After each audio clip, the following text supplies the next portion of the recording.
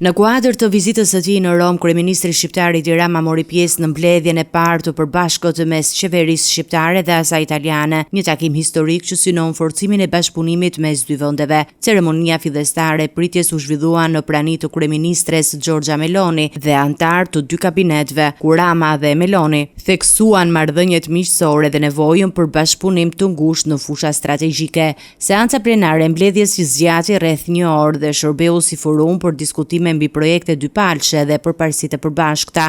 Në fokus ishin bashkëpunimi në shëndetësi, përfshirë përmirësimin e kujdesit neonatal dhe maternal, energji, mjedis, siguri, arsim dhe inovacion. Po ashtu u adresuan edhe sfida në sigurinë kibernetike me nënshkrimin e një memorandumi mirëkuptimi mes ministrive të jashtme të dy vendeve. Bashkëpunimi në mbrojtjen civile parashikon projekte për trajtim, pajisje dhe mbështetje teknike, ndërsa fusha ushtarake përfshiu marrëveshje për transferimin e mjeteve detare dhe bashkëpunimin mes kompanive italiane Leonardo dhe Fincantieri me partner shqiptar. Po ashtu nënshkrua një memorandum i mirëkuptimit në luftën kundër trafikut të drogës mes institucioneve të punëve të brendshme.